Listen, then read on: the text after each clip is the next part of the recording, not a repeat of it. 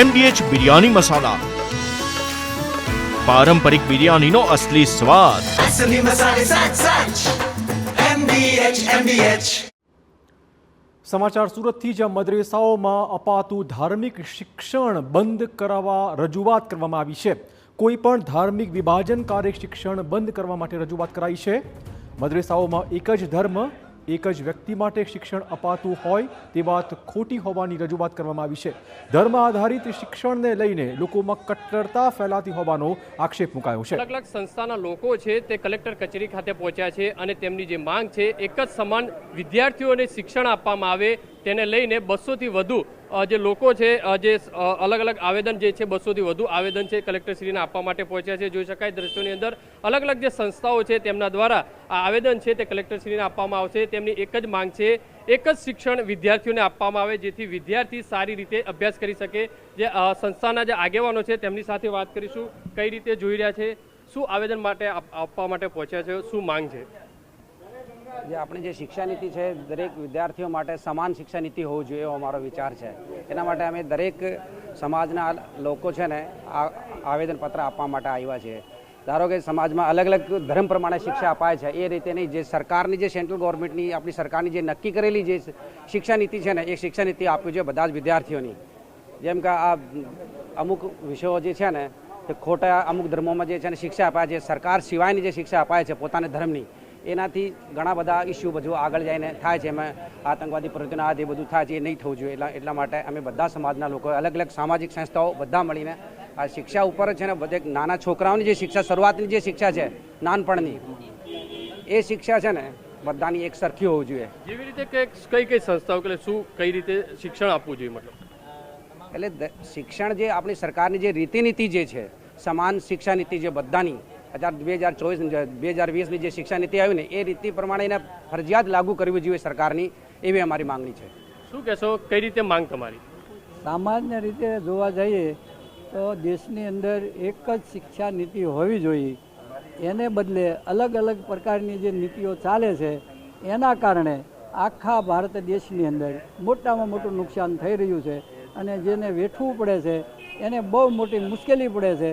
મોટા ભાગે આમ જોવા જઈએ તો ઘણી જગ્યાએ ધર્મ પૂછીને પણ મારી નાખવામાં આવે છે, બિલકુલ કતલ કરી નાખવામાં આવે છે. એક આ નવી અલગ શિક્ષા નીતિના કારણે કદાચ આ હોઈ શકે અને છે જ. શું કહેશો, કઈ રીતે જોઈ રહ્યા છો, કઈ રીતે તમારી માંગો? રાષ્ટ્રીય હિત માટે અને વ્યક્તિ નિર્માણ માટે એક જ શિક્ષા નીતિ હોવી જોઈએ. જે અલગથી શિક્ષા નીતિ આપવામાં આવે છે એમાં ખૂબ મોટા પ્રમાણમાં પેલા વ્યક્તિગત અને દેશદ્રોહ માટેની શિક્ષા નીતિનો એમાં પ્રયોગ થાય છે. એ બંધ થવો જોઈએ અને વ્યક્તિ નિર્માણ માટે એક જ સરકારની નીતિ હોવી જોઈએ. મદ્રેસામાં કોઈ પણ હિસાબે શિક્ષણ નીતિ સરકારની જ હોવી જોઈએ. શું કહેશો, કઈ રીતે જોઈ રહ્યા છો, કઈ રીતે શિક્ષણ આપવામાં આવી રહ્યું છે વિદ્યાર્થીઓને, તો શું માંગ તમારી? આપણે જો જોયેલા છે કે મદરસામાં જે અત્યારે ધાર્મિક કટ્ટરવાદ જે શિક્ષા આપવામાં આવી છે આના લીધે જ પહેલગામ જેવી ઘટના ઘટે છે.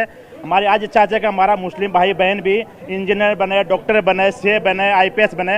તો જે રીતે સરકારી આધારિત શિક્ષા નીતિ છે આને આપવામાં આવે અને આ લોકોનો બી વિકાસ થાય.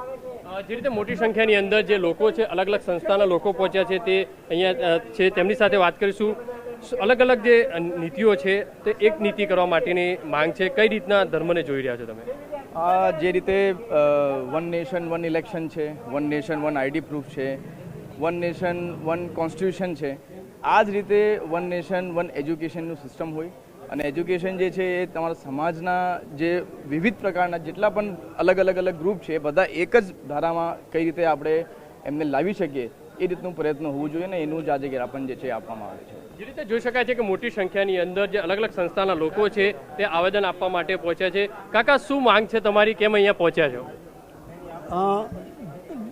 રાજ્ય સરકાર હોય કે કેન્દ્ર સરકાર મારફત જે શિક્ષણની વ્યવસ્થાઓ છે અને તેનો અભ્યાસક્રમ છે, નીતિ નિયમો એ બધો સરકારશ્રીએ નક્કી કરેલો હોય છે અને એ અભ્યાસક્રમની અંદર કોઈ પણ જ્ઞાતિના કોઈ પણ ધર્મના વિદ્યાર્થીઓ ભણવા માટે આવે છે અને ત્યાં આગળ કોઈ જ્ઞાતિ વિરોધ કે કોઈ ધર્મ વિરોધ, કોઈ આતંકવાદ વિરોધ કોઈ ઉશ્કેરવામાં આવતું નથી.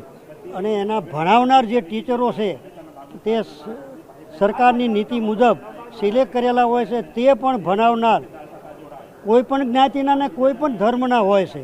જ્યારે મદ્રેસામાં એક જ કોમના અને એક જ ધર્મના વિદ્યાર્થીઓ ભણવા માટે આવે છે, ત્યાં સરકારનો કોઈ કંટ્રોલ નથી અને બંધ બારણે ત્યાં દુનિયાની અન્ય કોમ વિશે ઝેર રેડવામાં આવે છે અને ધર્મ વિશે ઝેર રેડવામાં આવે છે. અને એ આતંકવાદનું કેન્દ્ર છે, ત્યાં નાણાં ભંડોળ આપવામાં આવે છે અને આતંકવાદના સેન્ટરો છે અને બાળપણથી અન્ય કોમ વિરોધ, અન્ય ધર્મ વિરોધ ત્યાં ઝેર રોકવામાં આવે છે મુલ્લાઓ મારફત. જે રીતે બીજા લોકો છે તેમની સાથે વાત કરીશું. દાદા, શું કહેશો? તમારું શું કહેવું છે? કઈ રીતે જોઈ રહ્યા છો? જે ટૂંકમાં કીધું એ જ મારું કહેવાનું છે. જે રીતે અલગ અલગ જે સમાજની અંદર જે શિક્ષણ આપવામાં આવી રહ્યું છે તેને વિરોધમાં છે તે આવેદન આપવા માટે પહોંચ્યા છે, ત્યારે મોટી સંખ્યામાં જે આવેદન એટલે કે 200થી વધુ અલગ અલગ સંસ્થાઓના જે આવેદન છે તે કલેક્ટરશ્રીને આપવામાં આવી રહ્યા છે. કેમેરામેન સંજય ચંડેલ સાથે Baldev Suthar, TV9 Surat. MDH kitchen king masala રસોડામાં હોય તો આપણે કાંઈ પણ બનાવી શકીએ છીએ. રીંગણાનો ઓળો, બટેટા ફુલાવર, ભીંડી મસાલા અને બીજું ઘણું બધું. MDH